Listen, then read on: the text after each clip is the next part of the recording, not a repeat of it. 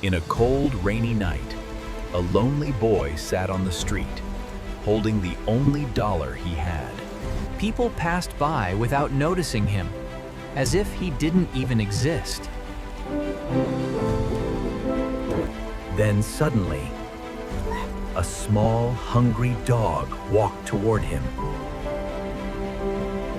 The boy was hungry too, but he chose to spend his last dollar feeding the dog. Sometimes, the smallest act of kindness can change everything. But that dog belonged to someone very powerful. Years later, that $1 of kindness turned a poor boy into a millionaire.